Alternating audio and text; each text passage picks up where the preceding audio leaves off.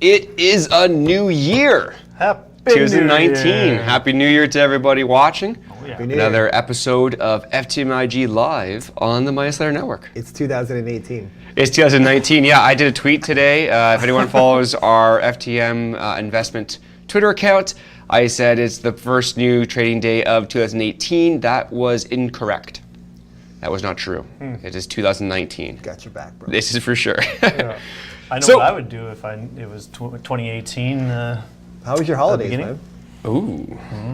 How were my holidays? My holidays were very good. You know, it was nice. Get to relax. Get to rethink what we're going to be doing in 2019 with our company, with the show, with our portfolios, especially portfolios, because that was a rough year. Right. For some people. For some people, other people, if you're a trader out there, you know, there's stuff to be made. But really quickly though, for today, if you want to switch over to here, we've got Michael Rowley, CEO of Group 10 Metals.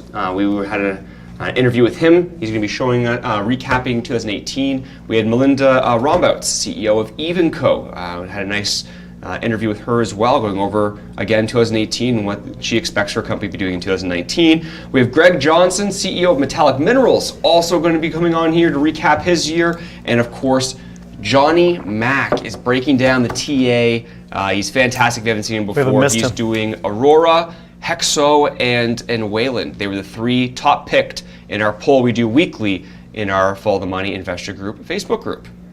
It's a lot of pointing you just did. I did, yeah. He was yelling too. How was your? I'm not yelling. That's just the way I My talk. holiday was good, man, except for I work in a restaurant, so I don't really get much time off. Yeah. I had a nice little, 13 hours work day on New Year's Eve, so I rung it in with all my coworkers. Very nice. Yeah, not fun. It's a double time, man. I love it though, because you're sticking to your day job, but at the same time, you probably put at least 30 hours into Follow the Money and into your portfolio. So it's a lot of work, man. Absolutely. Yeah, Proves you can have a career and still invest intelligently at the same time. Boom. Proof right here. Boom. Yeah. So we are doing a quick segment, guys. This is what we're doing to start off. It's called "What is the biggest surprise and/or disappointment of 2018?" We know you all have it, so get on that message board. If you've got something, comment. We might talk about it as well. But Greg, what was your biggest surprise and/or disappointment? Okay, so besides your seagull shirt, my biggest, I guess it's a culmination of both. Yeah. It's both, because it was pretty much the TSX venture as a whole was very surprising and a big disappointment at the same time. With the TA, Jonny Mac, what he was doing, he actually, do we have that here with the NDI? With the TA of the, yes, we do. Come on now. I know, I'm going back to it. That's all right. He's not prepared. But he showed it pretty well. Like, he talked about how badly it was doing and like how you should look at it. And I look at my portfolio and I look at all the stocks that I have and how many I have that are in the venture, and I'm like, well, that's not good at all. Yeah. No, I can believe it. And if we can get my NDI up really quickly, I want to show people something. This is basically about 11 years of the TSX venture. It's really interesting to see, if you just follow this cursor over here, this precipitous drop at the very beginning is 2008. That's the 2008 financial crisis. And then we had a really nice segue going into probably, 2011 or so. It's really interesting to see that we weren't really talking about this, were we? In 2016, we were well below where our crash was in 2008. Yep. And since then, Carl, you pointed out that we've almost got a double bottom here. If you're looking at a really, really long time frame, we've set a lower or higher low when it comes to what we've just bounced off, and we've had a little bit of a bounce here. Well, we're hoping that it was. Correct. We don't know yet, and that's what this year is really important. Will it continue? So that's a huge disappointment for yourself and surprise that the venture did that. Carl, what's your biggest disappointment surprise? I can only guess it.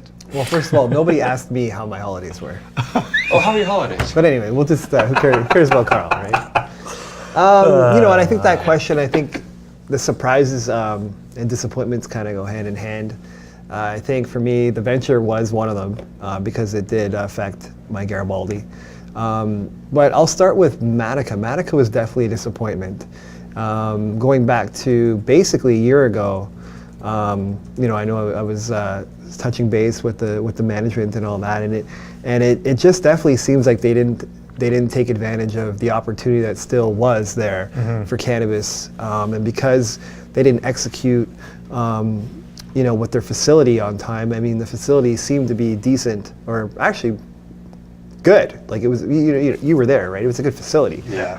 But they didn't have the right team. They didn't have David Hyde's team on there to help with the security, and they had to go fix a bunch of stuff, and it took so long to end up getting things figured out. By the time they got their license, the sector had already pulled back and had a significant consolidation phase. So that was a big disappointment. And actually, one thing I remember highlighting was right after that facility, they thought their facility was done. I think the management team was taking vacations and stuff, and it's just like, no, like. Yeah. Anyway, so they did not execute, and that was a disappointment. Garibaldi was a disappointment, for sure. The venture, and some of those are surprising. One of them maybe not. Yeah.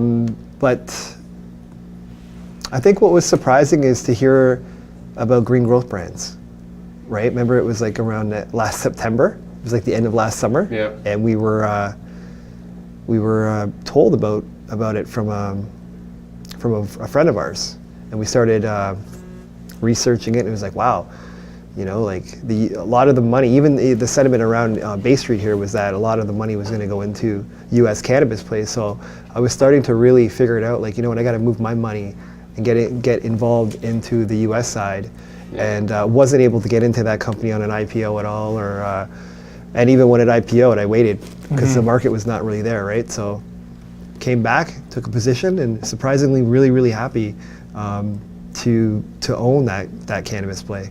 Yep. Like, there's a lot of upside there, and that's how I see it as an investor. Very nice. Not advice. Not advice, not advice. What about yourself? My biggest surprise is also my biggest disappointment, and that is the share price of Wayland Group. And here's why. I think the biggest disappointment is that I've looked into the company, I've spoken to their management team on numerous different occasions. I see what they're doing throughout the world, really. They're in so many different countries. Their facility, I've been there, I've met their builder. I did not expect it to go sub $1. And solely based off the share price action, it was my biggest disappointment, because it's a big part of my portfolio I'm still holding because I still believe in the company. I'm expecting a much bigger 2019, but I was shocked that it was going to go that low after all the different elements it has going for it. I was really shocked by that. So that was my biggest disappointment and surprise of 2019. 18. Now, so I gave Matica, like I sort of explained why, management didn't execute. So why did Wayland's stock price go? Why was the momentum such a downward? It was absolutely the TSN turning point of their share price was the two insiders selling. 1,000%. The two insiders sold, and that came out in a Globe and Mail article. They leaked it to the Globe and Mail, someone with knowledge of that. Then their big deal, they had a bought deal. I can't recall the exact amount, but it was around $4. It was a massive deal. That was then thrown out. Everyone was giving their money back, and that actually began this downfall, or this spin of things happening for them. So there were reasons why the share price went down, but if you look at what their market cap is and look what they have, those two things don't match up. I think there's a lot of upside there. Personally, again, just like you, not advice. Yeah, no, and we're not bashing companies here. We're like, you're a big fan of Wayland. Absolutely. And a lot of people look at their assets and think, why is it down here? Yeah. And the whole insider trading thing, I think they're past that. Really, I don't think that was actually, I kind of disagree with you. I know that maybe 12 months ago, I think is when that story hit, but I really think the issue there was who got in on the financings. Yeah. And who got that paper, and they covered their shorts. I think it happened a couple times. So, but we'll talk about that later. Yeah, we'll talk about it later. Yeah. But hey, it is what it is. So we're gonna keep it real. FTMIG. Absolutely, and keep it real, because 30 Mil says Carl's bringing the funk. So keeping it real. And I agree. One of the bigger surprises, if not the biggest, was passing of the Farm Bill. I'm specifically bringing that up in our next segment, coming up later in the show, of what's trending, because I have an article that came out, I think yesterday or today, I want to share. We'll do that at that time. But first, we're going to our first guest, and that is Michael Rowley of Group 10 Metals. We got to sit down with him and go over a recap of what they've been doing on all their different properties. We'll turn to that now. And speaking of different land packages, actually moving over to Michael Rowley, CEO of Group 10 Metals, not only are you in Ontario and Yukon as well, but you're also in Montana. Can you speak a little bit about what you've been able to accomplish in 2018 for your company? Absolutely. Thank you, Brendan. 2018, of course, our first year on the ground at our flagship Stillwater West project. We only started the acquisition last year in 2017. Completed the acquisition this year, brought together an enormous database, including over 28,000 meters of core and some terrific geophysics and survey work. We're still compiling that, and that is guiding our efforts. 2018 was our first season on the ground. Exciting year, lots of good results to follow. We did prospecting programs, a lot of data compilation effort, and began, most importantly, the modeling of the 28,000 meters of core in the database, including almost 12,000 meters of core in our possession, which we've now relogged and, where necessary, reassayed. And the key point there is that we're the first ones to bring in this bushveld model, this Platte Reef model from the northern limb of the bushveld, South Africa. So we've not only brought together the database and the team and the land position, but we're applying this new thinking, which is part of the Metallic Group's MO, if you will, in terms of how we advance these brownfields assets. So the potential that we see here is for the 100 million ounce Platte Reef style mineralization in the basal zones at Stillwater. What's remarkable about the opportunity is that hasn't really been looked at before, despite the similarities between the bushveld and the Stillwater complexes. So 2018, an exciting year. We look forward to reporting the results from those programs. Some of the assays are in now. We're just now compiling them into the model, and news flow will be ongoing in the first weeks and months of 2019. Now, for investors who aren't familiar with the Platte Reef style of mineralization what's the significance of that compared to other different variances that you would find when exploring? Sure. The Platte Reef is a relatively recent discovery as a district in the iconic bushveld complex of South Africa. The parallels between Stillwater and bushveld are well known, and in fact, their development timelines are similar. Both had high-grade reef discoveries in the 20s through 1970s, and the development of those reefs to some degree eclipsed any other developments. And then in the 1990s in the bushveld, you get the discovery of these larger lengths of disseminated mineralization in the Platte Reef district, which led to the development of Anglo-American's Mahalaquina mine, for example, which is a 200 and something million ounce PGE nickel copper producer, very economic operation. Adjoining that, you've got Ivanhoe's Platte Reef project, which is now in development by Ivanhoe. That potential has never been developed in the Stillwater complex, despite the known parallels between the two camps. And we have every indication of the data for that potential at Stillwater, and that has become our focus for development there. And you recently had a news release come out speaking about a new zone. You call it the hybrid zone. And the reason for that is because it's a hybrid. There's many different metals that you are currently focusing on. When it comes to Stillwater, what commodities are you focused on, and which ones define your company? Sure. The hybrid zone is within the Chrome Mountain target area, and that, in broad terms, fits within the bulk mineable targets that we're terming Platte Reef style. Being those 8 large target areas identified across the basal zone. We, in addition, have 6 high-grade reef-style targets, which is more conventional for the district. And when we say high-grade, we mean high-grade platinum group elements. The camp, of course, is known for the highest-grade palladium platinum mines in the world, with over 90 million ounces of past production and current reserves resources, which is staggering, actually, at half an ounce per ton. In terms of target metals, we have the platinum group metals, palladium and platinum. However, in the basal zones, there are also historic mines for nickel, copper, and chrome. And we're seeing significant potential for cobalt, vanadium, rhodium, and other elements as well that we'll be reporting on in 2019. Now, Group 10 metals is newer in exploration than metallic minerals is. When it comes to 2019, what can investors be excited for and expect for different exploration programs, or just in general, where Group 10 metals will be taking itself as of the new year? Well, we'll be at the trade shows in January and March. We invite your audience to come out and see us there. We'll have some of our best core on display. We'll be glad to show that off. Key events, I think, the results of the assays that we mentioned.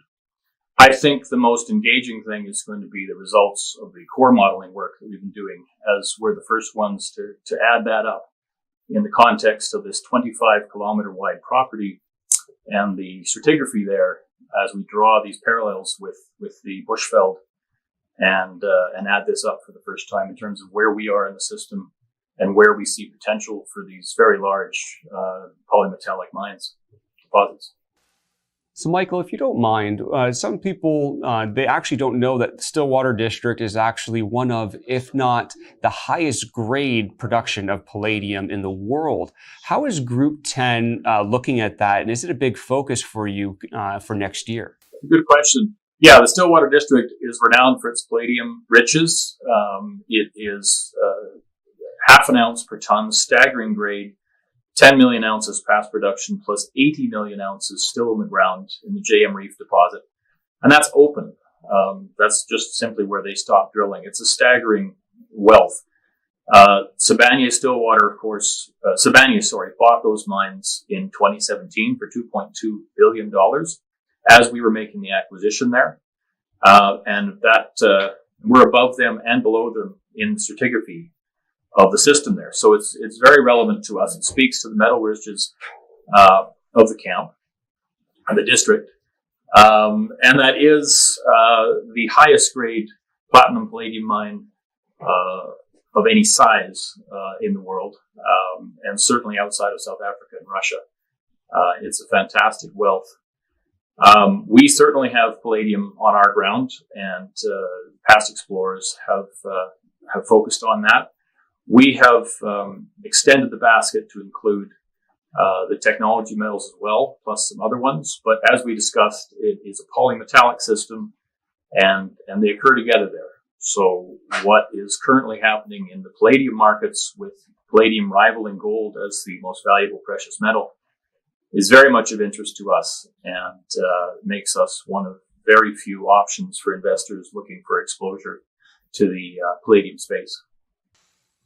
Absolutely. And when it comes, again, back to an investor as well, if someone was to ask you why invest in Group 10 metals, what really stands out to you as something that's a differentiator and a possible fit for somebody that'll have the potential of appreciation in the near future? Predictably, I see lots of upside. Seasonal for one thing, but it's our stage in our development on this project, right? We've just put this together. We've brought together a world-class team that includes Dr. Craig Bowe, who was underground at Stillwater in the 70s, and then Dr. David Broughton from Ivanhoe, who's a world-class expert on these bushveld systems, this hybrid zone mineralization. You add to that the database that we have and the news flow and the work that we're planning for 2019, I think we're at a very exciting stage on this project with a lot to reveal as we build it out over the next couple of years. Well, I appreciate very much for you taking the time to allow investors to know a little bit more about your company and really speaking about Group 10 metals and what's in store for 2019 as well.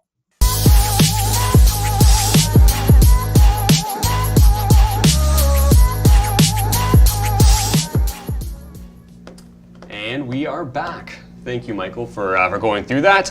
It's really interesting because we've been talking this for a while. The metals and precious metals and exploration have been pounded. This goes along with what you were talking before, that how the venture was such a disappointment to you.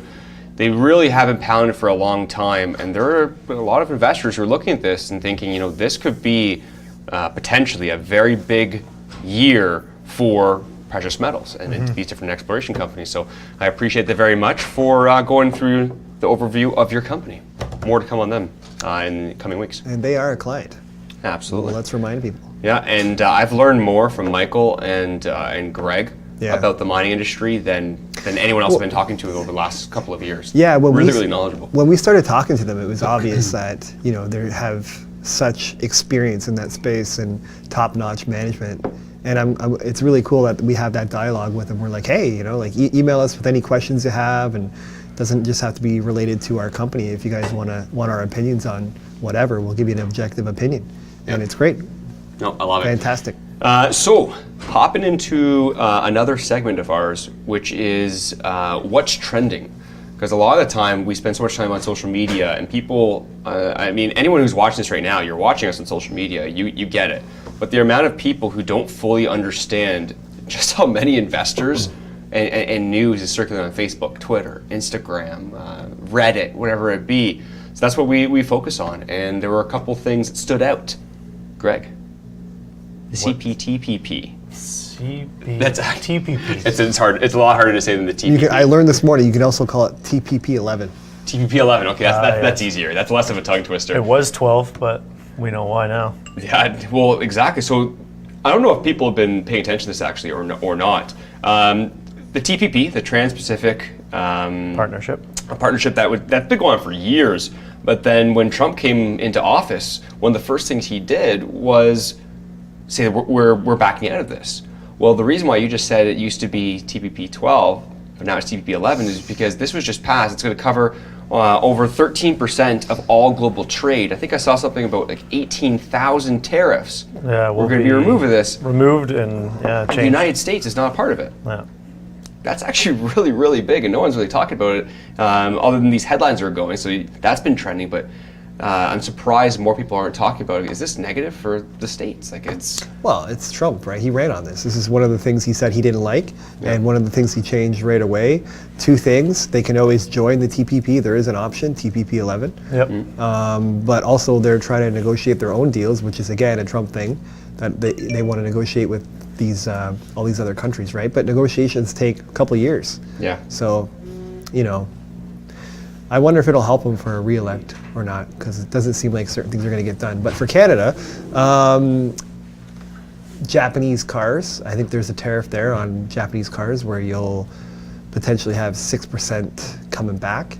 Yeah. So maybe it gives you a little leverage when you go to buy a Japanese car. Yeah. There was a canola oil thing that affected.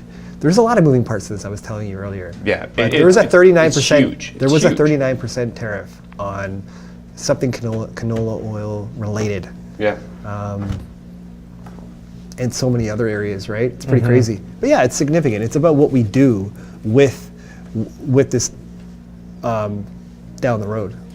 Well, I think the biggest obstacle, this is why we bring it up on the show as well, is because I think this has a direct correlation with markets. Because one of the things that really helped pour gasoline on the fire of last year and everything tanking was the tariffs between China and the United States. Those are obviously the two largest economies going at one another. Well, this is 11 different countries coming together and opening up their gates that there is more trade. So this is the exact opposite of that. You got to wonder if that's going to have that mental effect of, okay, we're getting a little bit better here. And then still trending as well over the weekend, Trump was tweeting out saying that he had great talks with China, looking over getting a trade deal with them as well. If they get that trade deal, that is big just for markets, because that's what's been holding us down so much. So you got to look at these things. You got to look at the macro things when you're trying to. If you're just looking at cannabis or just mining or just tech. Yeah, it's amazing how many times macro. he's tweeted about not having a good talk with China or a good talk with China and watching the markets move. He literally can move markets with his tweets, and so it is pretty crazy to watch. Wow. And that's why the companies out there that say, hey, we're not going to really worry too much about social media presence. Yeah. Social media is important. Not going anywhere. What else was trending? Speaking of social media, I think what was trending more than anything was Afria and Green Growth Brands. As of late, yeah. As of late, you can Yeah. hate it, you can love it, you can call it a scam, you can call it the best thing you've ever seen in your life. We don't care about that. We're simply saying it was trending and trending hard. And the Farm Bill. And the Farm Bill, both cannabis related. Aphria and GGB, why was that trending? Why is it so important? Well, Afri's share price just got hammered. And, you know, that company was very vulnerable, right? Because they do have Canadian assets, regardless of what you think of what they paid for their European assets or South American assets. They still have good Canadian assets, and they have those supply deals, and, you know, so they have good operations there. And I'm not surprised that a company came in and made a hostile bid. Probably one of a few, you would think. And probably going to be another one from Green Growth Brands, right? Yeah. But I think it really depends on what the sector does in the next month or so, right? I mean, if the sector starts to take off and valuations start to move, that could change things. But if you stay in this consolidation phase in your Afria, you still don't have a corporate response from from Vic, right? They still can't come out with news releases. God, that reminded me of like mishandling a mining news release. It's like Yeah. you created some sort of an expectation that you didn't meet, right? That's not good. So they didn't manage that expectation. They didn't give a line-by-line report back. Then you have this, a little bit of a distraction. And some people think that this was just a PR stunt from GGB, which is speculation. But listen, what are those people very, very good at? What are they really good at? Yeah, What PR. are those people really good at? Retail. No. PR. Marketing and branding, Yeah. Well, right? So sorry. at the end of the day, we're talking Same about thing. them. I like them anyway, but I don't think it is just a PR stunt. I think these are the type of people that can pick up the phone and raise money, even at a higher valuation, if they can justify it to their friends or whoever, right? So I think that this is sort of the real deal, and you don't go in with your first offer and just max out, right? Yeah. So it's a bargaining chip. Yeah, it'll be really, really interesting I think we're going to be talking about this for at least the first quarter of 2019, because there's so many different elements that are going around this. We've spoken about GGB and their management team before. I think there's definitely something there, but it's also interesting. There's connections between Vic and Aphria and these other elements. So there's lots of questions out there. I know Peter did a good job of jumping on a Q&A right away, and it was answering all these different questions that are coming at him. So good on him for that, because that's what you should be doing if there's any type of Even- negative or whatever it be in the marketplace. But Yeah. Well, that news release they had, was it not yesterday, Monday? Yep. They had a news release. They're just outlining certain things. They were talking about it. That was their way of having dialogue with investors and helping with the sentiment. I mean, it was a good news release. Yeah. And of course, people are going to talk, and that's fine. But people are talking. Yeah. And things are going to go Exactly on. what you want. Things are going on behind the scenes, right? But just like the people in our chat rooms and the people we talk to, I still want to see that line by line rebuttal. If you're Yeah. let's get serious. If you're an Afria shareholder and you start digging in to GGB and their management and the type of potential revenues that they can bring in the U.S. market, right? I understand you just got hammered. I get it. But look, at the end of the day, that happened. There was some issues there, right? So the market said, you guys are coming down. And that report came out, and now you're vulnerable, right? Yeah. Would you not want some sort of partnership? I'm not suggesting that maybe you want this, this $11 per share, whatever that would make their valuation. Maybe you want something higher, Yeah. but you don't want exposure to the upside to GGB and their team in the U.S. market. I've actually seen a couple of comments talking specifically about that Afria's got a lot going on with its name right now, rightfully so. Oh, yeah. And they're looking over at GGB, and someone said, I saw a comment saying GGB is a scam. I'm like, then how did they get 7 licenses in Nevada when their team of management were able to have over $150 million in taxes alone paid throughout businesses that they've run before? There's a lot of comments. There's a lot of comments on social media that don't deserve to even be mentioned. That might have been one of them. Yeah. But yeah, full disclosure, I own the stock. I'm bullish on it.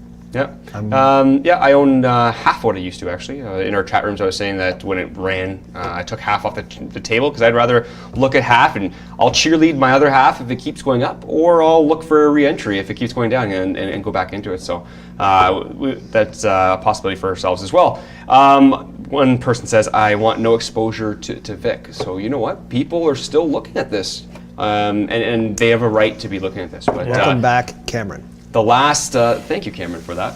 The last post, and I want to get this in because I'm excited about You it. don't have to do the drum roll, but Yes, we do. He did. The Farm Bill. The Farm Bill was trending, still is. People are like, oh, you've been talking about this long enough. No, we're not talking about this long enough. Do you realize how big this is? Like, I'm so excited for this because this is what brought me into cannabis in the first place. Before I even got into Canopy or Bedrocan or any of them, was seeing hempcrete. And I don't, let me see if I can pull this up really quickly. I ran into an article today, we'll wait until I've got it on my screen here, that this is why I'm excited about it. Because a Dutch company, I've almost got it here. There we go, if you got my, my NDI up. A Dutch company just released the world's first prefab house built entirely of cannabis. This has a negative carbon footprint. This is grown in stalks that can grow 2 to 3 crops a year. This is flame retardant. The hempcrete is your insulation, your vapor barrier. Yep. It has, as I said earlier, negative carbon footprint. It actually gets stronger with age, and this is all a natural product, and now it's in a prefab building form. This is going to be massive, folks. This is going to be huge. This is the very beginning of what we're going to see hemp doing. If you're not excited about that hemp bill going, and America, the greatest economy in the fucking world, if you're not happy about that, whoa, then you don't understand the Brandon is opportunity in fucking front of you. fired Wow, up he here. is Yeah. fired up. Jesus. So the hemp bill's big news, folks, as I yell into my microphone. On that note, we're switching over to a cannabis company. We were able to speak to Melinda Rombout, CEO of EEVVF earlier. A lot of we actually turned to Facebook groups. We turned to their EEVVF Facebook group and our investors group, asking what questions do you have for the CEO Did you that you're ask them? invested in. Absolutely, I asked them. You asked the hard questions? We asked the hard questions. The questions that came, I asked, I promise, and those answers to those questions are right here. And we're joined here today with Melinda Rombout, CEO of EEVVF. How are you today? Good, and how are you? I'm doing well. You know, there's a good New Year's, but now it's on to 2019, so it's a lot ahead of us, as I can imagine you're faced with over the last couple of days, but going into 2019 as well.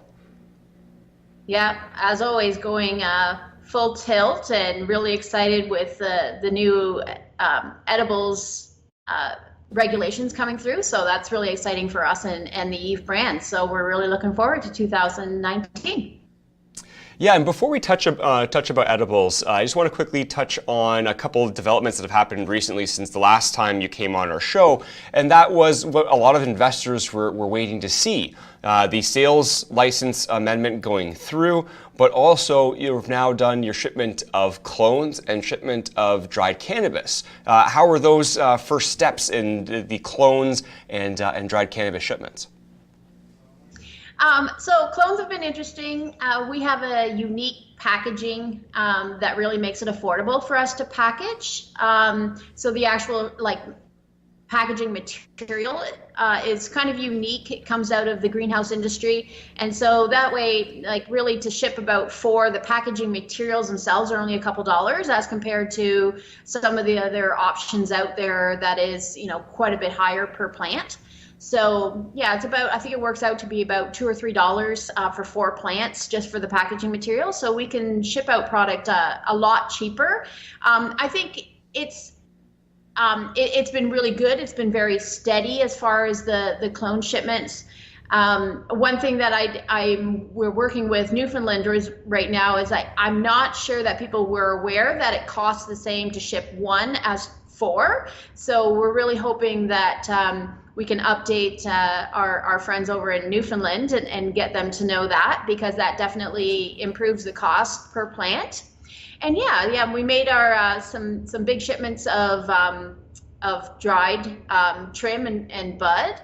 And so that went out basically over the holidays. So as you know, we got our license December 10th to ship to the provinces. So right now we're working with all of the provinces and getting those purchase orders so that we can start shipping to the provinces. So Newfoundland right now, we are ready to kind of finalize some of the numbers for them and get those out. And then next, of course, would be Ontario.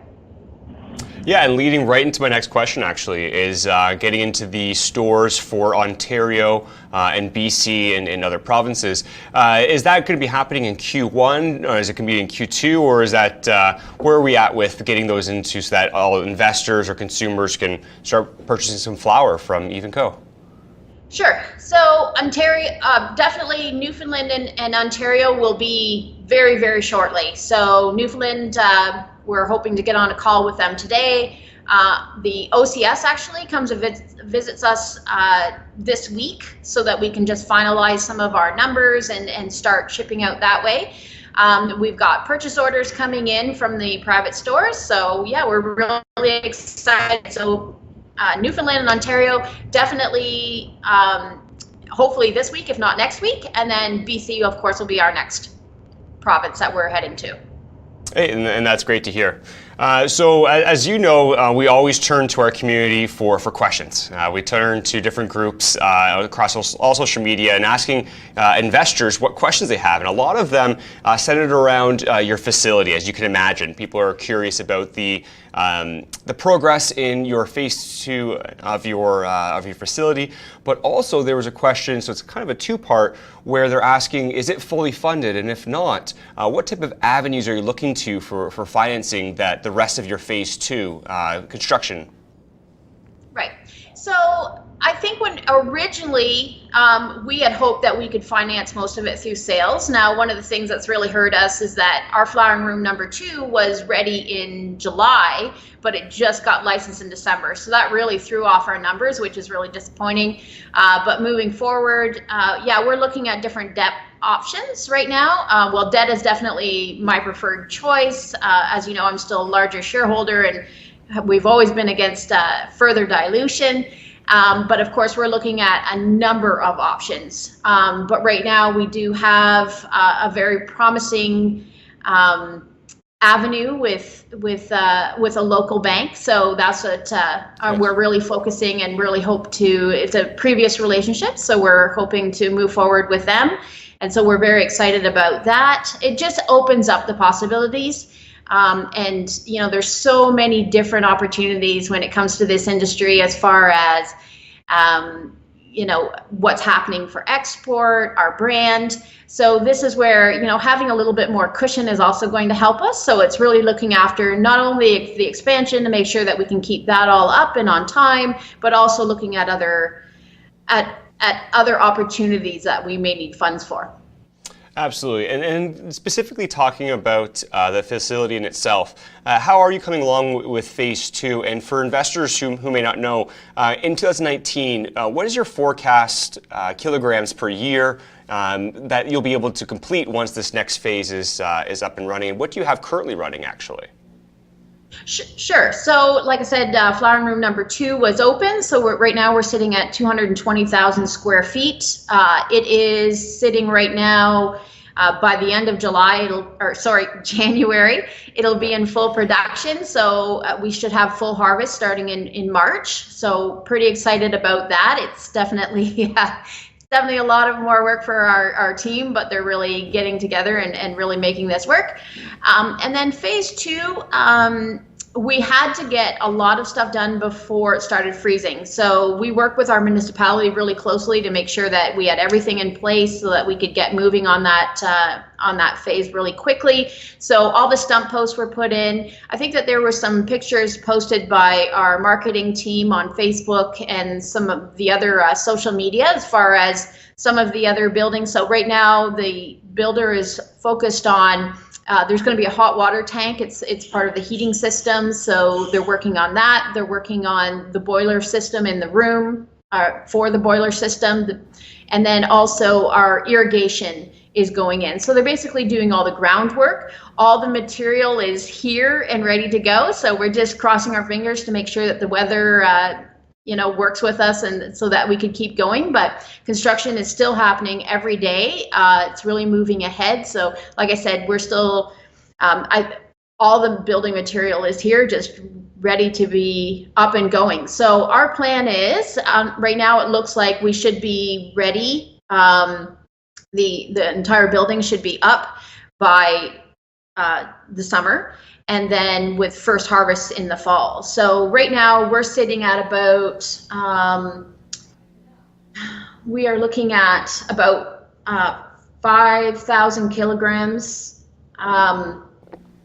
over the year with the 220,000, and then we'll be going up to 50,000 kilograms per year. And I'm just talking, we measure that in bud. I know that you see a lot of times it's 100,000 kilograms per year.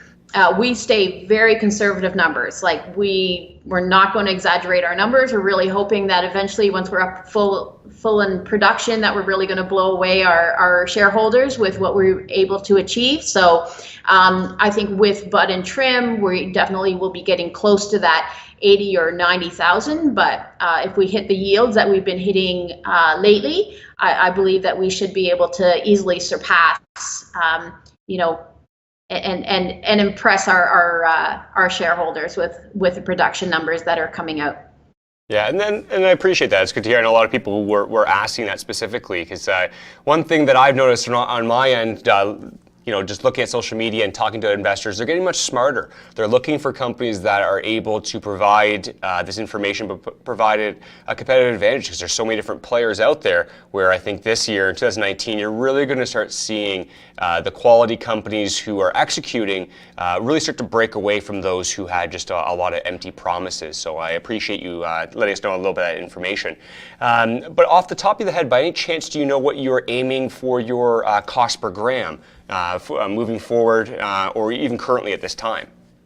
Sure. So we used to always say it was sitting around $1.21. We've had a lot of costs like putting into the greenhouses, just basically upgrading. And it's so funny, exactly what you said, that there's not really a standard right now for what you include in cost of production. So you're kind of all over the place. We remain conservative. So I think right now we are aiming for $1.35, but I think there's a lot of costs, and especially since we were not in full production, right? So we didn't have that room approved for about 6 months, which really kind of, but we are aiming for hitting under that dollar. So as a greenhouse, I think that's very doable. You're seeing a lot of other LPs coming out with those kind of numbers. So we're aiming for under the dollar, $1 per gram. Very nice. And yeah, there isn't a specific cost per gram, finding out what exactly that is. There's no formula that everyone's abiding by. There are some people where I see they're showing 60 cents and then other people are selling $1.70. I'm thinking that the $1.70 people are telling a little bit more truth than the 60 cents. So I'm hoping that comes together and we start having a factual, this is the formula, so that we can compare one to another. But even getting closer dollar under dollar, that's where you want to be. So that's good to hear. Again, our CFO, he's very conservative. He always wants to put out the truest numbers possible. So I find that he'll include some costs that other LPs aren't including. But it's more than fair, and we want to be able to always put out true and accurate numbers. Perfect. Now, switching gears here, at the very beginning of our interview, we were talking about edibles. I said just one moment because we're going to go over, just updates and the facility and how we're getting there. But that's an area that really can prove to be a differentiator for yourself. And in the case of tropical creams and different edibles and all those different things, we know that now in October of this year, we're going to start getting the first bits of that legalization coming through, so you can start having that. How excited are you for that market, and how is the research and development going in that market for investors to be excited when it finally gets to be allowed in October of this year? Right. So we're doing our research now. As a natural product, there has to be a certain amount of testing done for Health Canada, even separately from it being a cannabis product. So we are in that stage right now. So we're working with a number of groups who have already done a lot of work in the natural food and cosmetic industry. So they're up and going and running like mad to kind of catch up and make sure that we are ready for that time. So as you know, we're working on 6 different lines. Of course, your edibles, beverages, your creams and cosmetics. We're also playing with, we like the pet line. So Yeah, and we saw a lot of success in Colorado with that. And then sensual products and female sanitation products. So we're working with groups that have already done the work. Like really, we only have about a year to do this. So coming up with our own formulations doesn't make sense. So we're working with those groups that have already done the work, kind of finalizing it using our product. And we want to have basically, for each of these lines, we want to be able to have at least one product out. And then we'll have, we're working on so many things in the background, and we'll continue to work on products and add those products to each of our lines. Yeah, I actually find that it's interesting that you say that. I like that, about going with partners, getting strategic alliances with people who have already done these types of products. So it's not like you're trying to create, you're not trying to reinvent the wheel or create your own wheel. Instead, you are using the fact that you're going to be having cannabis and CBD and those types of products and helping infuse these products. It makes that much more streamlined, and there's a little bit less room for error when you're working with people who they've done it before. Oh, exactly. I mean, we only have a year to get this all together. It's not enough time for you to just start from ground zero. So, we're trying to leaps and bounds, make sure that we are well prepared for October of 2019. Absolutely. And then lastly, we've spoken about your current facility. We've spoken about the derivatives that are coming up and your past successes in different areas that you were waiting for. But what about abroad? A lot of people talk about when you're thinking of a Canadian company, you were thinking about the fact that we can export, unlike the United States that was currently, they're only allowed being state to state, and even that's pretty hard. But when it comes to different opportunities abroad, where's your focus right now, and is there anything coming down the pipeline in that area? Yeah, for sure. So there was 3 original companies that we've been working with for probably close to a year. So we're really hoping to start exporting very shortly, if not this month, next month. And we are contacted by companies like this on a weekly basis, that there's so much opportunity in the European market. So we're really, we're working with these groups. We're focused on the original 3 that we've set up these partnerships with. But then there's so many other opportunities. So I think that, it's definitely a balance, because we're really working on being long-term players. So, there's our product line, which there's a lot of interest, a lot of excitement about, and we want to make sure that we get into as many provinces as possible with our products and our EEVVF brand. But then there's also so many opportunities in Europe, which will be mostly the medical side, right? So EEVVF will be focused on the Canadian market and the recreational and the EEVVF brand and all the exciting products coming up there. Natural Medco still remains our medical brand, and those products will be exported to Germany and hopefully throughout Europe. So it's very exciting. Yeah, and I'm excited to hear more about that as that starts to come to fruition. And then just to finalize our interview, and thank you for always coming on and answering all these questions for myself, but more importantly from all the investors who are currently investors of EEVVF. But one area, obviously the last little while, the cannabis sector has been following, well, really all North American markets, and a lot of these valuations are down quite significantly. When it comes to EEVVF and going into 2019, what are you going to be doing to increase shareholder value through, mergers, acquisitions, through getting more products online, exports? What do you feel are going to be the main catalysts for increasing shareholder value going into 2019, or now actually in 2019? Right. I think that, there's been, there are the early LPs were really able to establish themselves, and, we were license number 34, which is early, but not as early as some of the originals. And I think what's really going to make a difference for us is to prove to shareholders how we can produce. So it's unfortunate that we didn't get the provincial license until December, and that we had to shift to working with some of the LPs. But I think that with the next quarter, we come out with our numbers, we can show, like right now, with that 1 million square feet coming up, even with the 220,000 square feet that we have, I think that there's we're not being looked at based on the amount that we can actually produce. And I think that's something that, I'm hoping that shareholders will recognize, especially after the next quarter, once we can show that, we have some major sales, we have some major production going on here. And I think that's what maybe that they're waiting for, is that we have to show that we're really a player in this, not only because of our size, but because of our brand and what we'll be able to do with that. So I think for us, it's a little bit of time just to prove to people what we're trying to do and what we're capable of. Yeah, and I think that's exactly what people are looking for in 2019.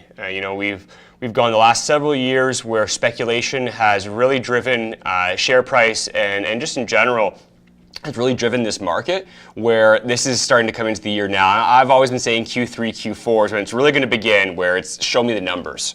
So looking forward to that coming soon. But thank you very much for coming on the show. Always appreciate your time. And good luck with everything in 2019. We'll have you on the show again in the near future to go over a little progress report of how the year's gone. Yeah, that's great. Really appreciate it. Take care now. And thank you very much for that, Melinda. I appreciate it. That was actually very, very short notice as well, where we had a lot of people asking questions in the EEVVF Facebook group and in our chat rooms as well. So we shot out an email, let them know the questions and what investors wanted to know, and there she is answering your questions. So I hope that was what everyone was looking for. As the cameras keep going from one to the other, it's hard to pay attention. There we go. That was well done. Well played. The synergies there between you and the room were pretty good. That but you know what? Well. I think that best highlights sort of the value here, right? So yeah, these guys and women are in a Facebook group, the EEVVF Facebook group, and they had questions. We told them yesterday, hey, we're going to have your CEO on tomorrow. What do you want to ask? And you asked some of their questions. Yeah. I'm still laughing. That was good. It's pretty cool. Yeah, absolutely. Double-digit movers. It is on fire. I'm going to do as fast as I can here. PGEZF. The double digits, so at least double-digit movers. You've got Namaste, you've got MMJ up almost 30%, you've got OGI 13%, you've got Agra 13%, Evenco, who just saw her, it's almost up 17%, DNAX 15%, TGOD 15%, Prevceuticals 30%, look at the Form 9s. You've got JWCA, James E. Wagner, up 11.4%. Switching over to US, double-digit movers, you've got Golden Leaf Holdings up 22%, 1933 Industries up 10%, Vivita up 11%. Body and Mind, they were beaten down from not getting those Nevada licenses, but they're coming back. How much volume have they got? 130,000? Not too much, but they're up 30%. TerraTech, 14%, watch out for them. There's just a lot of stuff going on there. 12% is for crop. YOLO is 12%. And then the one we can't figure out, because we've been doing the show and we haven't been looking at it, I do not really know why, but Dixie is down 14% when everyone else is ripping. If you're red on a day like this, especially when everybody can hit the refill button on their TFSA and the tax loss is over, there's a problem. You don't want to check out what's coming out on the market. And yeah, so I think the reason why you're seeing this is people are able to put some more into their TFSA. So I think you see retail doing that. Also, yeah, cheers to anybody who was in there bargain hunting into the tax loss, especially the end of the tax loss dummies. And the sector is coming down and markets are coming down. So yeah. Yeah, and it's interesting because for those Americans who are watching right now, what's a TFSA? Tax-free savings account. Essentially, you get an allocation each year that you're allowed putting it in. This year is $6,000 extra. That's definitely accounting to something because people have been waiting to refill that. But also, like you said, I think even bigger is the fact that we were so oversold from tax loss selling. You had the CPTPP that was signed. That's a big vote of confidence in the markets, and just in general, people are seeing this fear, this FOMO, and then people are like, I want to be a part of it. Just watch out when things are ripping a lot. January last year was a blow off top, and that's because December was so good. Yeah, like if I can go back and do last January over again, oh boy. Yeah, that's right. We would have done things, but last January was huge. It was just massive. But that was a global thing. That was a little bit of a phenomenon. Yeah. Nick Dushko is asking, why did you say watch out for TerraTech? and that's because there were allegations out against them about fraud and things like that. They're allegations, you have to remember that. They're not facts as of yet. So just be careful, be mindful, look into them a little bit more. They did a reverse split a while ago. They were like $4 as the reverse split, come down like 60, 70 cents. So just a couple things there. I've always just been wanting to watch out for that one. And yeah, don't FOMO in, a few people are saying, and I agree. Be patient. Yeah, you know? but If you're up 20%, it might not be the day to It's buy. not so much now, but even though I don't own it and I'm not I don't really care about Matica right now, that stock came down to a point where it was like, okay, it was getting hammered for tax loss. You know what I'm saying? People were using it as that type of vehicle. And I think people looked at that and go, I'll nibble on that. Yeah. And one thing we were going to touch on really quickly, actually, switching back to EEVVF, you want to touch on MCAP and why it's important, because their share price has been beaten up over the last couple of months. Well, and you had a pretty good theory, which we've all been talking about for months, though. Right. So, you know, I'm in that EEVVF group, and I read comments, and I see people are a little frustrated, and I think you just have to understand the why. Why are things happening right now? You have this fund who has a lot of shares who can literally blow them out at any point of profit and sit on risk-free warrants, and essentially that's a really smart way of doing it, regardless of how tunnel vision you are and focused on your stock. Really a fund like that, you take your capital, you plant seeds, you get into these financings, you pull in your profit, and you sit on warrants. And so Jonny Mac would be a great person to run through the financials and to look at the trading of EVE, and I think it would reflect that this fund is soaking up all of the buying. Yeah. But again, this is not advice, but if you understand why this is happening right now and you are bullish on this company, is that a buying opportunity for you? I'm not telling you to buy, but if you can understand the why and you're bullish, maybe you might want to be, because when they're done blowing that out, where's your upside? Yeah. And I wanted to show something really quickly as well, because on that same note, not saying this is going to happen, but just something that I personally did myself. I think you did as well, Greg. Yeah, we were talking about that. First, if you can go to my my NDI really quickly in the studio, I want to show a chart of MPX. MPX Bioceuticals. Many people probably know who they are, but at this point right here, you'll see that you'll see this really big drop off right here, and it went down to around 40 cents. And Alan Broxy actually did a really good job of telling people that this was a guy, I believe his name was, I had it written down here, his name was Remy or something like that, or something along those lines, but the name is irrelevant. It was an investor where that investor had millions and millions of shares, like 50 million shares. And he had unloaded upwards of 25 million shares during this time on the chart. If we get the chart back really quickly. And we knew that. It doesn't matter why he was doing that. He was in there, he's from Dubai, probably a lot of money, and he's just selling, right? I think he had warrants as well, so it could be for risk-free, but we knew why it was happening. You asked yourself, did any material change that was negative happen to the company? Yeah. Do you still believe in the company? Well, do you have a marker? Because look at what happened when he stopped. Look what happened when if you go back there, my apologies, guys. And the thing and is, it stopped here, and then look at this jump up there from that. And I sold around $1, so I went from 40 cents to $1 in a matter of investors and weeks. Traders look at the financing. You see what's happening on there on the market. You understand that all the buying is being soaked up by this one person, and what's going to happen when that guy's done. Yeah. That's what you say. And then, obviously went into overbought territory, right? Oh, yeah. But these are the things that you got to do. So when you're, as much as I love social media, there's a lot of vultures out there. There's a lot of noise. There's a lot of misinformation. You need to get involved with people that you can trust, that can help you out with where you're weak, like understanding financials. Even I'm not that good at it. But I have friends that I trust. I can ask questions. Yeah. Figure this stuff out. Don't just get frustrated. Understand what's going on. And that'll allow you to be confident and even maybe more bullish. And then you go, oh, that's why that's happening right now. No, I couldn't agree more. And that's why investing with friends and community and people who all have their different strengths and different areas of opportunities, that's how you learn and that's how you grow. And his name, by the way, was Nasser bin Booty Elm Harry. Forgive me, as we'll just call him Bin Booty a little bit. But that's who it was. I knew about it. That's how I was able to get over a double bagger just from playing it. But on that note, We are switching over to the last interview of the show before we switch over to Jonny Mac, who's going to be breaking down Wayland, Aurora, and Hexo. He's going through all the charts there. So we're going to go over to Greg Johnson, CEO of Metallic Minerals, as he tells us a recap of what they were doing in 2018. Well, Greg, I'd like to take a moment now to specifically speak about Metallic Minerals. As you are the CEO, you're the head of the company and really the brains behind a lot of what's going on there. You've been able to put together a major land package in the Keno District, which is right next to one of the largest silver mines currently in operation.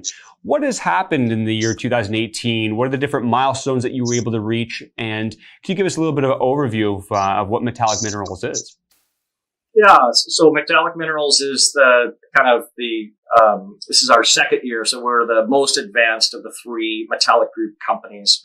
Over the last 2 years, actually, we've gone from a process of consolidating a major land position in one of the highest grade silver producing districts, the Keno Hill Silver District in the Yukon, to starting to develop targets, to advance some of those targets towards early resource delineation, and to start to refine and advance targets towards drill testing here in 2018 and then moving into 2019.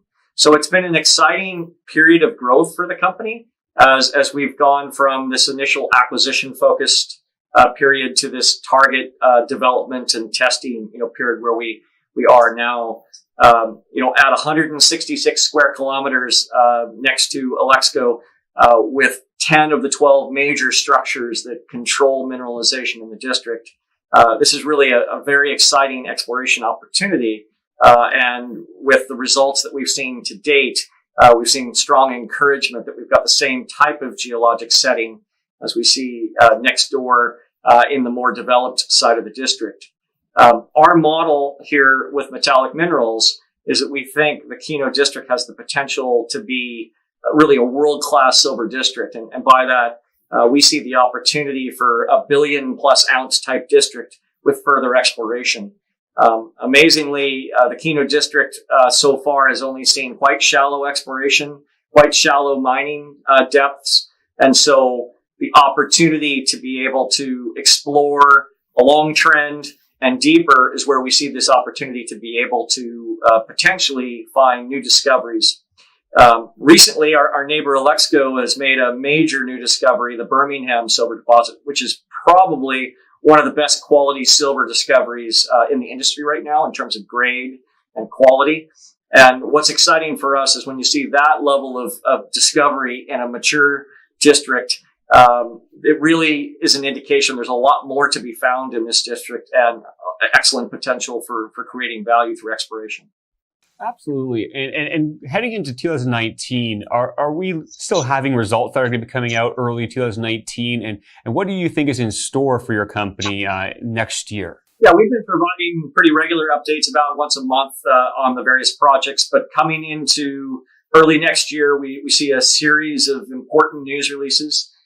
Final results coming out of the McKay Silver Project, where we delineated several new major soil and rock anomalies this year. So pretty exciting outcome for that earlier stage project. And final results coming out of our Keno Silver Project in terms of targeting and drill testing of some of those early resource delineation targets on that project here over the next couple of months. So it should be a good season for us that way. In addition, we made really good progress on building our gold royalty portfolio. We now have 4 major land packages under operational lease for royalty production. And we are starting to advance on permitting on as many as 6 additional properties. So building on that business as well as we start to bring those projects forward. And thank you, Greg. I appreciate you going through that because the Metallic Minerals is one of 3 groups that make up the Metallic Group of different metals and different land packages as well.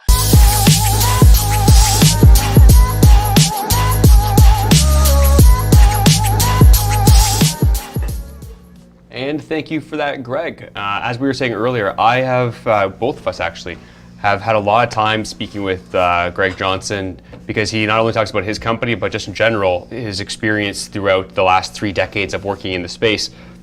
I like it because I like talking to people who are smarter than me in their own Waze dealer. Don't steal my lines, Brandon.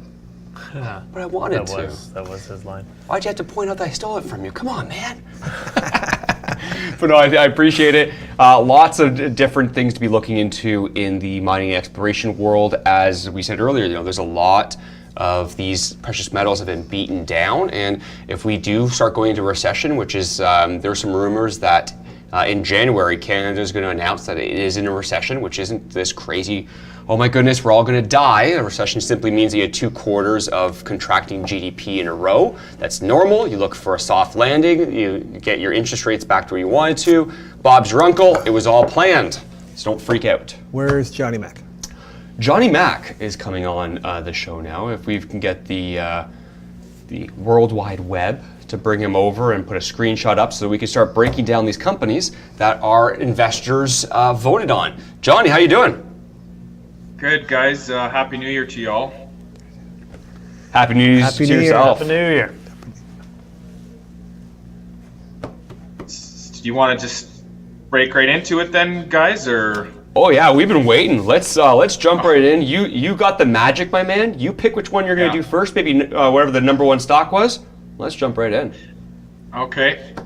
Just quick comment. Nice, interesting day on the markets. Finally, an up day for the venture, almost up 2%. So outperforming a lot of the under indices. So that's kind of a nice change to see.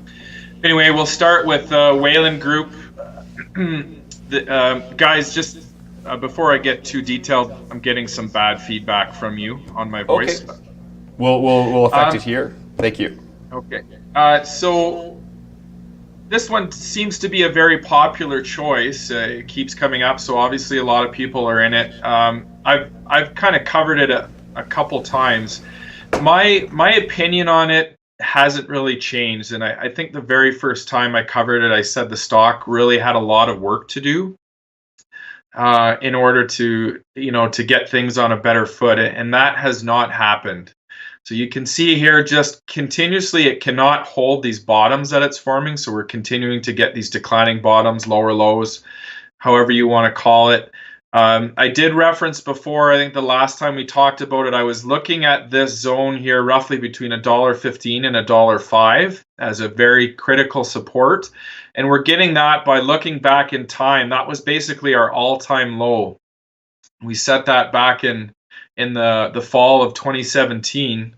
So that would be the natural point to say, okay, your all-time low should give you support. And anytime we were getting into that area in late November, we were bouncing, we bounced out of it.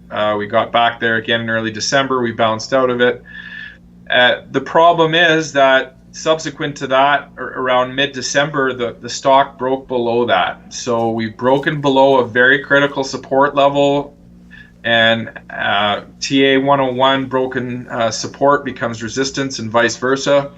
So an area that we would expect it to have provided support before, because we're below it now, it's acting as resistance. And we can see we dipped down to about 87, so into the high 80s, and when it rebounded, look where we ended up, right into that zone, and we bounced back down. So, I mean, this one has a lot of work to do. It has to convince us that the buyers are able to hold a low. So right now the key low to hold is the all-time low, which is about 87 cents. So the high 80s are basically where we'd be looking at support. And step one is that low has to hold, and you can see this whole trend down that the lows have not been holding. We continue to set lower lows.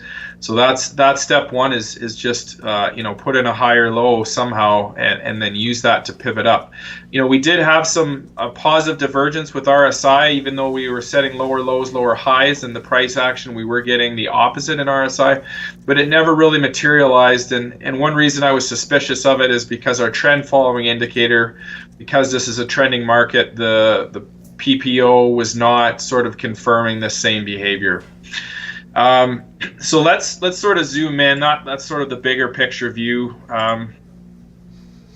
Zoom in here.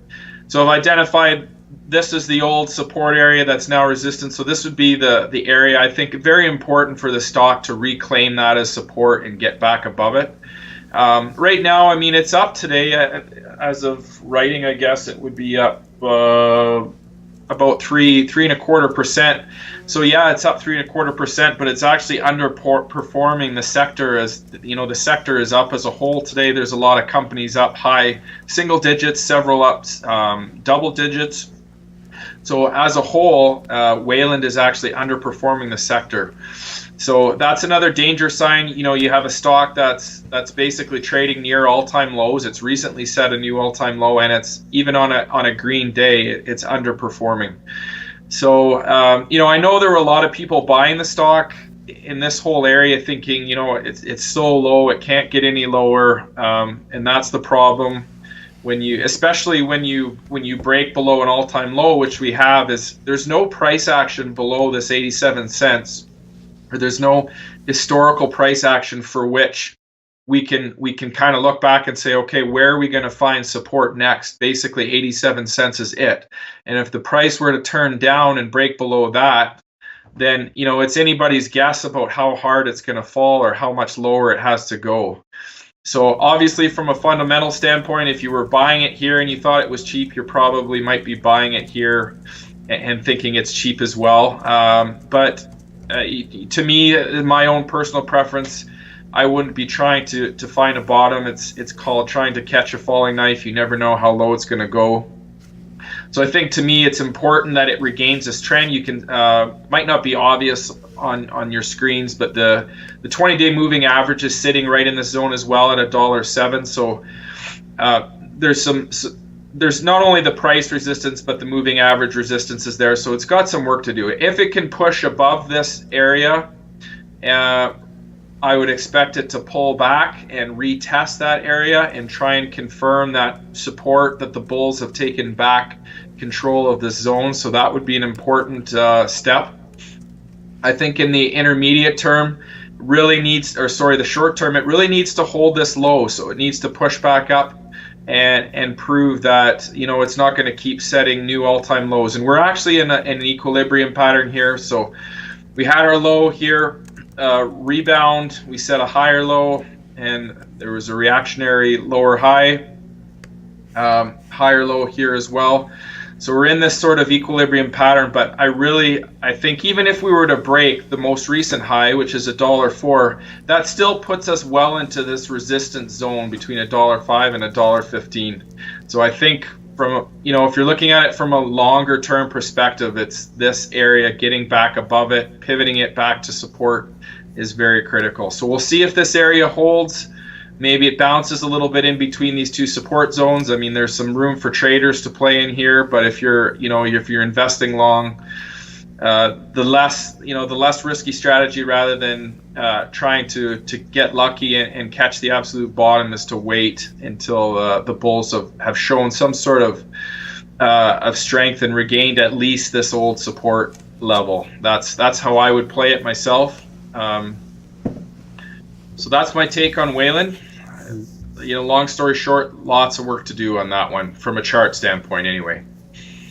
Yeah, no, absolutely. And that's one of the things, right? That's when you take fundamentals and TA and you're trying to figure out, what's the best route to take, because from a TA's perspective, just like you said there, there's a lot of issues with the chart from a fundamental standpoint. That's where I always look at it, and that's why I'm still a holder. I see all the upside that's there, but I'm also well aware of the TA as well. So, you got to make decisions. And like you said, are you catching a falling knife, or are you at a point now where it could be a lot of upside coming out of this as well? It's a decision you need to make on your own, but take all the facts in together and helps you make hopefully a better decision.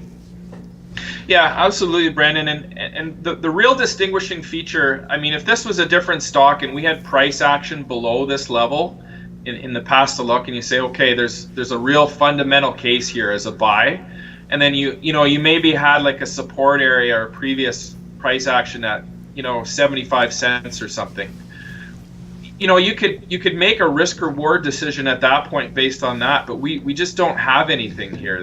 All we have is this all-time low that we've set at 87 in mid-December, and that's all you have to go on. If you break that and you start breaking below, then you really have no idea how low it's going to go.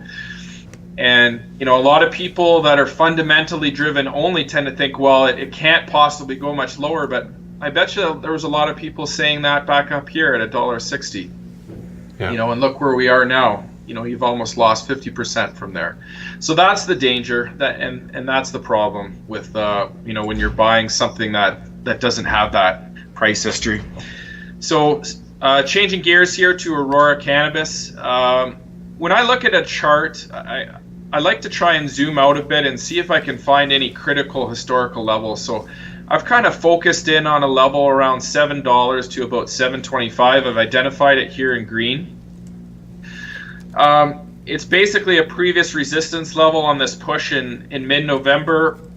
We had this equilibrium pattern here where we had another push in late November. You can see the range tightening up. So anytime the range starts to get tight, the balance between demand and supply is getting closer and closer together.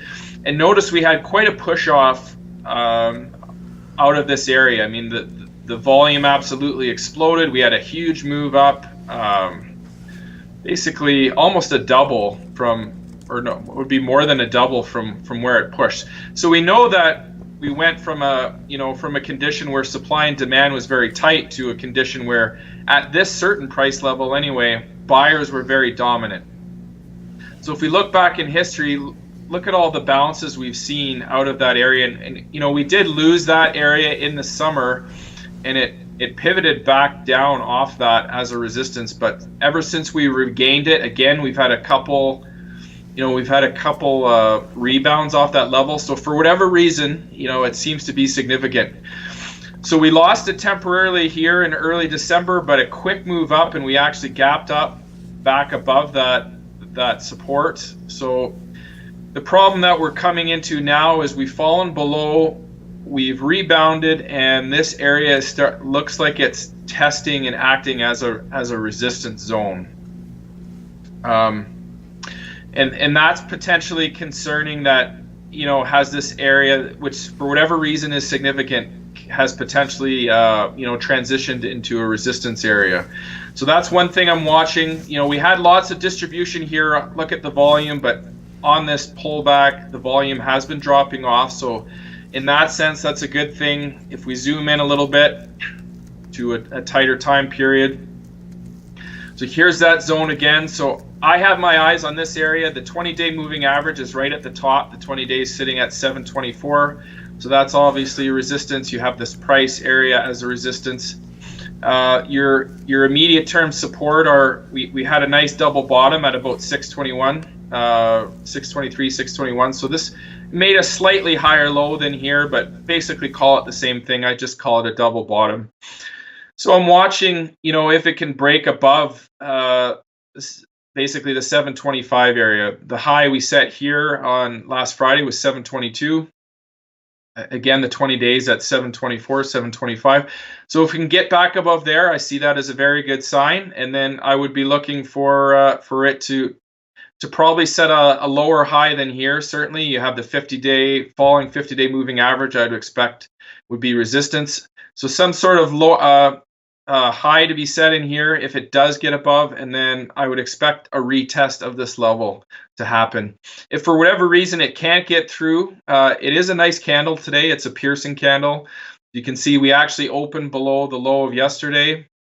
I suspect this probably faked out a lot of traders because we took out the lows of the previous 2 days, but then the buyers have showed up. So it is a piercing candle.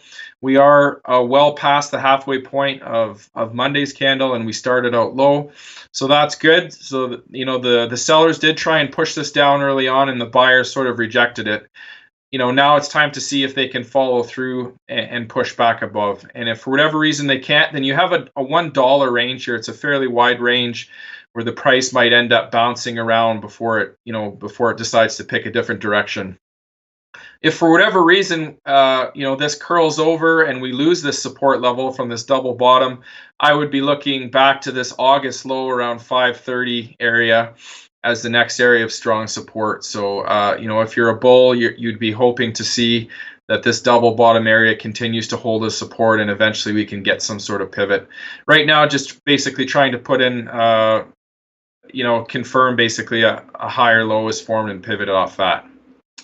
Notice on these rebounds, I did circle this. I've mentioned this a few times in other stocks that on the rebounds we're staying in bear sort of territory where the bears are in control. So in this instance, we're not really getting above the 50% mark on RSI.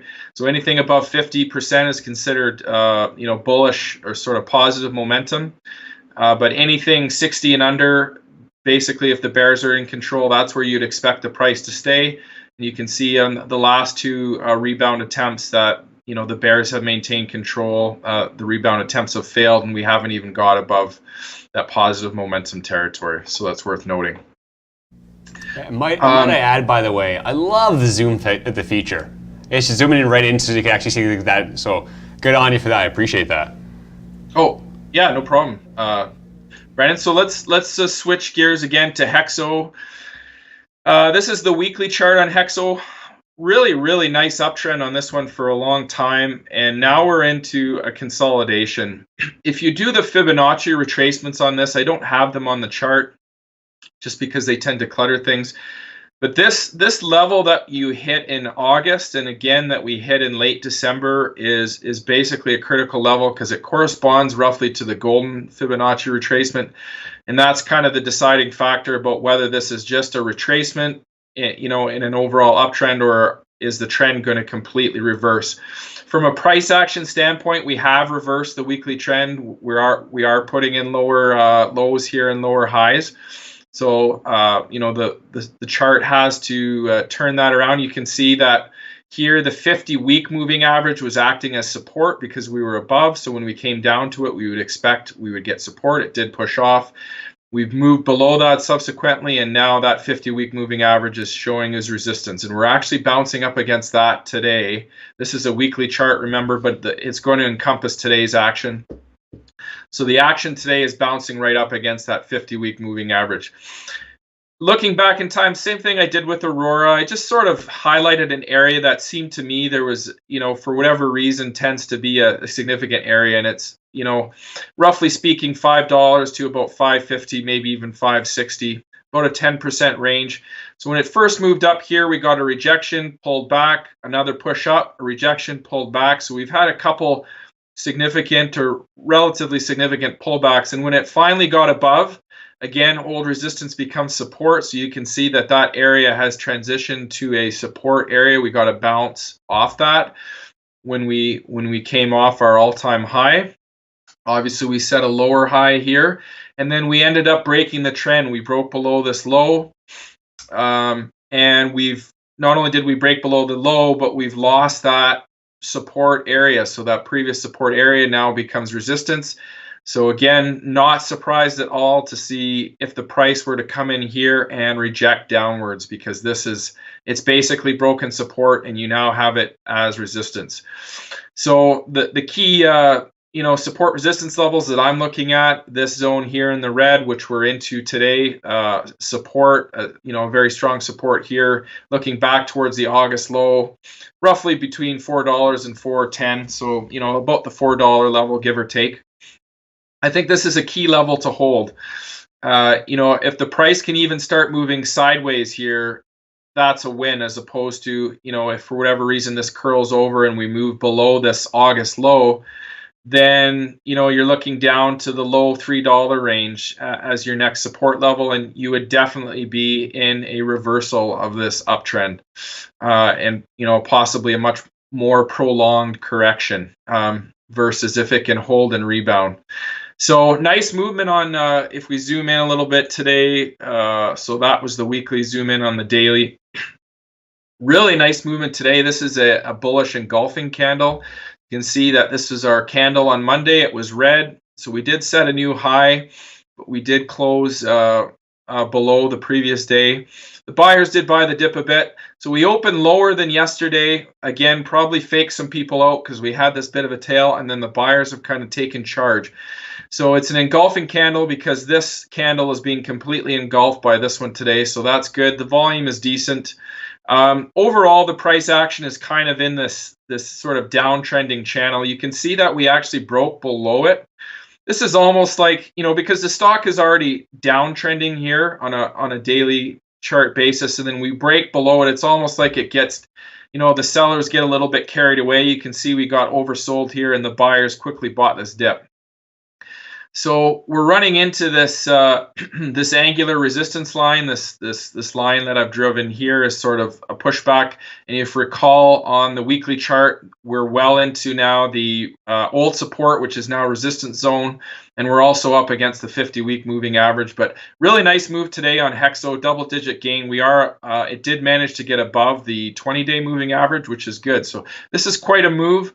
I would definitely expect things.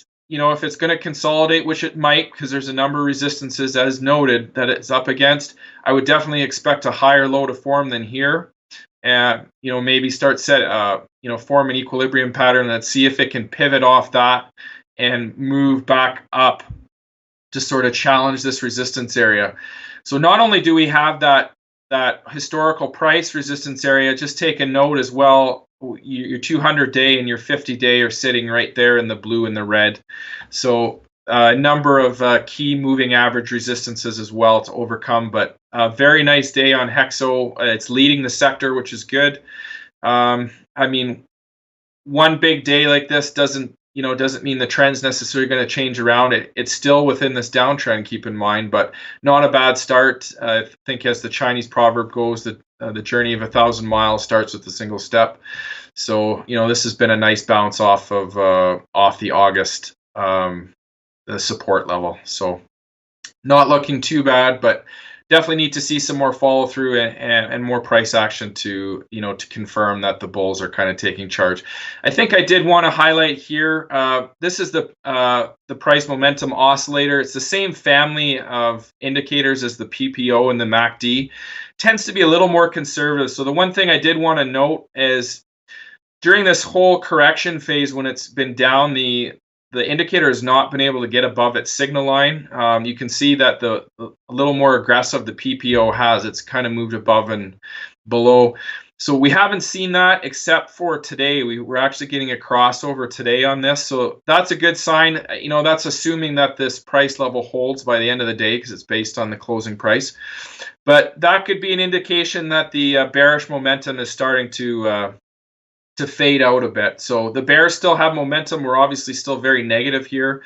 We're quite a ways from zero, so we're still very negative momentum, but possibly decreasing bearish momentum, which is, again, it's a good place to start.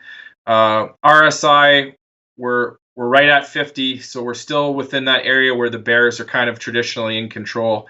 We'd have to get above 60% to really be confident on the RSI that the bulls are starting to flex their muscles a bit.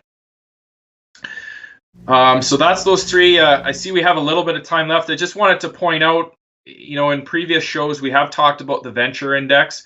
Venture having a really nice day, and you might recall that I kind of flagged this area on the PPO as a traditional area of as an oversold bounce. You can see that we actually hit that, and we are bouncing off of that. RSI as well. So several bounces off roughly the same place on RSI, about 15%. And on the PPO at about -8. So we are starting to see a bit of a bounce off these oversold conditions. Sellers, bears, still very much in control of this exchange. This is a really negative reading. This is kind of like whaling. The Venture has so much work to do to change things around.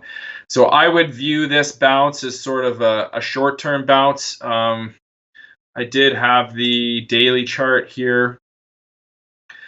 This was sort of the overall daily downtrend within this channel, and then we got this really sharp decline from mid-November on. So we've kind of broken out of that, which is great. So we're out of that broken decline, but even if we move up significantly, it would still put us back into this daily downtrend on the Venture. So there's still a lot of work to do. Even though we're getting this oversold bounce, don't kid yourselves. The Venture has a lot of work to do. It's still in what I would consider a troubled area, and especially if the overall markets, TSX, S&P 500, if they see some more red, that's not probably going to be good for the Venture. So it'll be interesting to see, but at least it's not setting new 52-week lows like it has been pretty consistently for the last while. Yeah, and if I can say as well, I know you're a very humble man, and I appreciate that very much. But let's go back to how, when we were talking about that the PPO, we took a moment to describe what PPO was, where it's very close to, I believe, it was MACDs that you were comparing it to. But how you were calling those 3 bounces, and I remember shortly before the year ended, you were on here and you're saying these are the bounces and this is where they happened. I'm watching to see if that occurs again, and it turns out that today what was signifying that's exactly actually what happened. We found another bounce, it hit those points in the PPO and the RSI, and here we are having a rebound day to start the year. Yeah, it's just, that's the beauty of technical analysis. It can be, predictive. If you look back at a point, that tends to give you support over, and not even just in price, but in some of these indicators as well. So this was, just for clarification, this is a weekly chart, so keep in mind. But yeah, we were looking at the weekly oversold conditions on the PPO, and we did get it sort of right on schedule. So we, over the last week, we have seen that bounce on the daily chart, and having a very good day today, up 2% almost. Absolutely, man. Well, hey, we always appreciate your time coming on here. A lot of people don't put enough emphasis on TA, on technical analysis. I think you should. I personally like to put it with fundamentals and have the two of them coincide. Some people just go just fundamentals or just TA, but I think when you have a good understanding of both, you've got a lot more tools to decide what the price action in that stock will be in the short run, medium run, and hopefully you can somehow figure out the long run. Thanks, John. Thanks for joining, and hope you had a great holidays and a little bit of a break from the markets and got some family time in. Yeah, well, thanks, guys. I wanted to stay up till midnight last night. I was able to lift up my left foot, and that way I was able to start the year off on the right foot. So there you go. All right, thanks, man. We'll tune in real soon. Appreciate it very much, Johnny. No, I love that, and it's so true. You've got to be able. You don't have to be a TA expert. You ask any three of us, and we'll say we are not experts in TA. Yeah, but we're learning every day. I've listened, and you're growing, and you're adding these aspects. That's why we tell everyone watching the show and listening to the show. Yeah. You learn every day. Every day we get better. Every day we learn more. Stay connected, and listen to people like Jonny Mac and Carl over here with the bottle cap backwards. I've listened to billionaires talk about just throw like TA out, like Eric Sprott's prime example. He just like laughs at it, Yeah. Guy's filthy rich. He's got in super early and done very, very well. But I don't think for retailers, I don't think that's a good attitude to have. Yeah. You know what I mean? Like especially with both. social media, you can get in touch with good people, like I was saying, that you can trust and ask questions, and they'll take time to help you. Yeah. Because once you figure stuff out, some people just have a passion to help others, and I think there's a lot of that in our community in Follow the Money Investor Group. So if you haven't join along. And understanding the financials and the TA can really help you trim your position, even if you're bullish. Maybe you want to take something off the table. Now is a good time to look at doing that based on the charts. So, absolutely. Well, that is a wrap of our first show of the year. Coming up in just less than a half an hour, we've got the man himself, James and Sir Ed, coming on the show. We got a nice show coming up as well. So stay tuned. Go grab a coffee, relax. We'll be back on shortly with Midas Letter. See you next week. Later.